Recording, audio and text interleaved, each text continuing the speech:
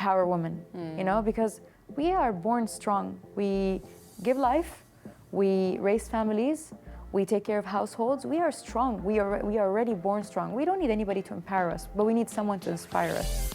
Meet Sara Al Madani, an amazing woman who dares to think different and inspires other women to do so. A celebrated fashion designer, entrepreneur, and a true role model for youth. Business, fashion, culture, education, travel, and life itself are the things that keep this wonderful young lady focused and inspired. At the young age of 15, Sara used her focus, dedication, and creativity to launch her fashion brand, Rouge Couture. With complete faith in herself and a lot of hard work, she continued to use her skills and branched into more businesses. She even went on to become the youngest member of the Sharjah Chamber of Commerce and Industry. She firmly believes that women's role in society is growing by leaps and bounds, and her own contribution is testimony to her beliefs.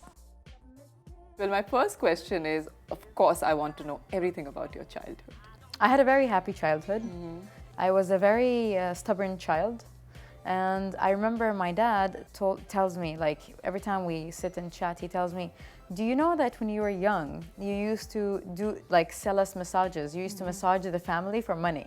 Okay. And he's like, and you used to buy candy from faraway stores from home, because the other kids couldn't leave the house, you could, and then resell them for a higher price to the kids. And I was like, I was an entrepreneur ever since I was born. But at that time, I guess, as a child, I just wanted the money so I can purchase what I want, because parents tell you, you can't get what you want all the time. So I was like, let me find a way to do it.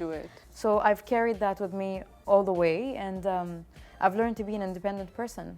So I thank my parents for that. How did you get into a fashion business, which is so competitive? At the same time, of course, it's a very interesting industry. I love culture so much, and I believe that a country with culture is a country with a personality. But the thing is, I always looked at the women who wear abaya. Back then, when I was 15, they used to wear it. It was just a black fabric on top of the head. So there's no silhouette, there's no shape, there's nothing. So it made the woman look character. It made her look like she's hiding. So I was like, why can't I make the Arab woman, or any woman who comes from traditional background, you know, be part of the fashion industry and what's trending with her traditional wear, instead of doing that under the abaya. And then I started doing it when I was 15. I was young at that time, but it was a beautiful journey. I learned and I grew with the brand. It's risky because I represent culture, and I would never design anything else. I want to stick to that, and that's why they call me the abaya engineer. Exactly. And you've been very successful in what you're doing, and now you are also into a restaurant business. How did that happen? After being in fashion for almost 16 years, I was sitting down with a bunch of people who are chefs and into F&B business, food and beverage. So I was like, you know, I have so many food allergies, but I love food. I can't eat everything, but I love food. And I love how every culture has food of its own. And then I was like, I really want to start a restaurant, because I've been doing fashion for so long. I want to discover different places. I want to discover myself in different ways, because I believe we have different potentials we need to unlock. So I remember they were like, you can't do it. I was like, why? They were like, because you don't have an F&B background. You're not a chef. I know if I cook for someone, they'll die. I know for sure. But when they said I can't do it, I was like, I can. I went back home. I Googled how to open a restaurant, and I opened a restaurant. Oh my God. So information is available online. Nothing is impossible now. And and then I was like, is this enough for Sara to just open a restaurant in fashion? And that's when I opened my new company recently. And it's a creative consultancy that sells creative ideas. Right. Because I'm a very creative person, and I'm a very hyper person. So I come up with ideas all the time, and they die on a pillow at night. Because there is so much that you can do as one individual. Absolutely. I was like, why not take these ideas and benefit others with them? So it's a company that sells these creative ideas and can make anything you imagine come to life through technology. That's amazing. And that's the way to go. I mean, that Definitely. is what, and we all come up with ideas, but giving them shape and life is what the most interesting journey is. Sara started her career while she was just a young teenager. In a man's world, as she says, she slowly climbed the ladder of success. After many mistakes, trials, and errors, she worked her way up and created a name for herself. Today, she helps young women to build their own businesses. She is a role model for many young people who wish to fulfill their dreams, just like Sara did hers. You are also one of the youngest board member in Sharjah government. Yeah. How did that happen? What is your job role there? A lot of people say, I do a lot and I work hard and nobody notices. That's not true. There is someone somewhere that is paying attention to you. So don't ever stop giving all your force and working so hard towards something. And don't ever look at the number of audience that you can see. You never know who's watching you. Of course, 100%, 100%. And you asked me what's my roles there. So as a board member, you have to, it's entering the Chamber of Commerce and wanting the best for the city and for the Chamber of Commerce without being a bias, like without even benefiting yourself, without even having any interest in anything else but the entity itself. We take financial decisions, we take strategical decisions, we do a lot of things, and I'm the youngest one there.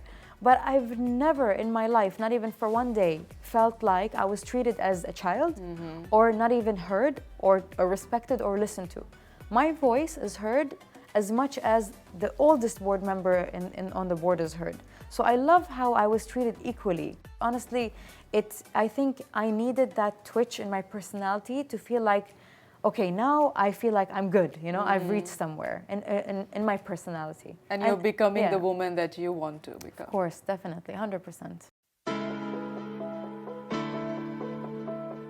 Sara owes a lot of her success to the way she was being brought up. Her parents taught her the value of dedication and perseverance, and she passes on the same values to her son. More than material gifts, Sara believes that her presence is most valuable for the family to stay happy. You've broken many stereotypes being an Arab woman. Do you get intimidated at times that you're influencing and inspiring many other Arab young women? Sadly, a lot of Arab women fall into the stereotype. I'm also a public speaker, so when I give talks, I meet a lot of young girls and I ask them, what do you want to be when you grow up? And the answers I hear are very typical. Typical, I mean, as in, I'm a woman, so I should be doing a woman's thing.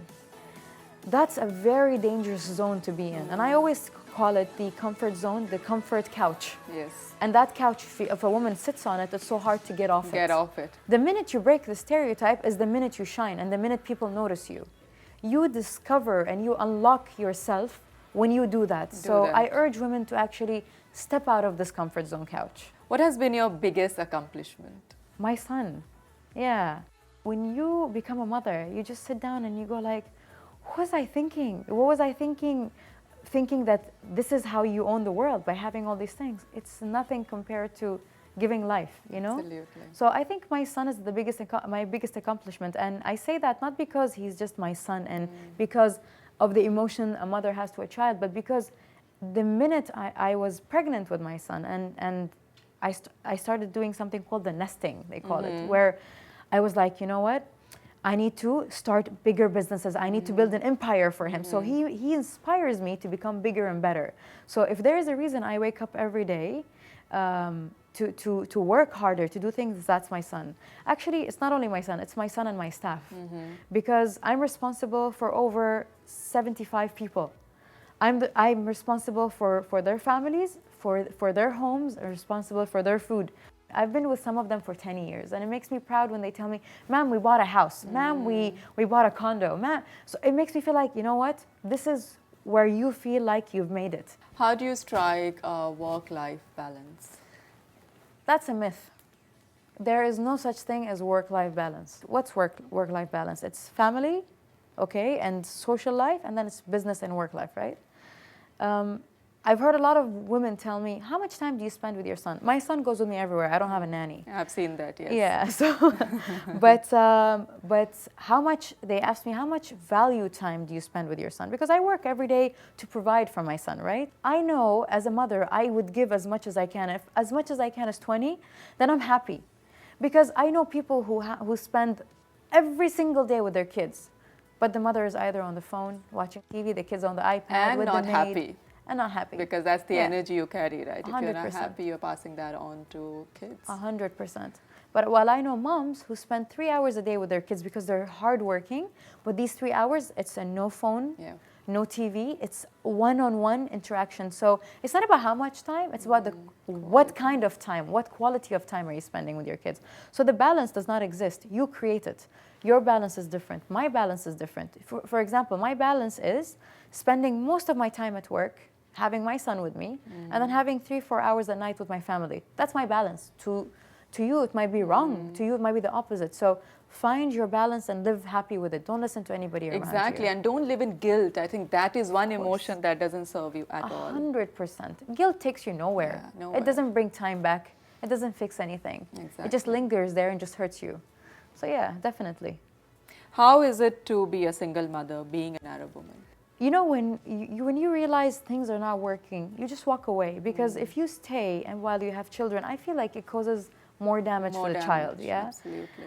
Humans walk away from everything they're not comfortable with or not happy with or not. And Something's we all not working. have the right to move on. 100%. So definitely, you can always have a lot, because a lot of, I think, Arab women think that the minute they're separated from a spouse, and that's the end of the relationship. That's not true. It's not I have a true at all. beautiful friendship with my ex-husband, and he's a great father. He's a great person. And I am, as a single mom, I'm a better person, a stronger person, and happier. happier, definitely. And it just makes you work harder, Uma. It makes you, if you're working 100%, it makes you work 150 because you know you're responsible right now. Yeah. Absolutely, and I think it's very well said, because when you maintain that positivity, it falls on all aspects of your life. 100%. Last but not the least, what would you like to tell women who are watching this interview right now to inspire them to follow their dreams? Okay, ladies. I know that regardless of how the world is moving and modernizing and we're moving to different eras and stages in this world and life, we still feel sometimes like we don't belong, like it's a man's world sometimes. But put in mind that if you want to solve this problem, if we are women talking to women about women's problem, this is gossip. We don't solve anything. We need to involve a lot of men in the process because they are part of the problem. And I always say part of the problem because the other part is us women as well. Because sadly, a lot of women push each other down instead of pulling each other up. Just be kind to each other because kindness is becoming so scarce now. Help each other. Break all the stereotypes. Be somebody. And love yourself before anything. You can't love anybody if you can't love yourself. And the minute you innovate in yourself, and that's where you will start innovating outside. The journey starts here and it doesn't start out there. Very beautiful and very much what the show actually conveys. Love yourself, and that's where all journeys begin. 100%. Thank you so much for coming on the show. Thank you. It was like a mentoring session for all the viewers, I'm sure. It's so beautiful to talk to you and just see a woman who's so confident and following her dreams with 100% conviction is an inspiration. Always. Thank you so much. And I would say the exact same thing about you. Thank you. Thank Thank you so much.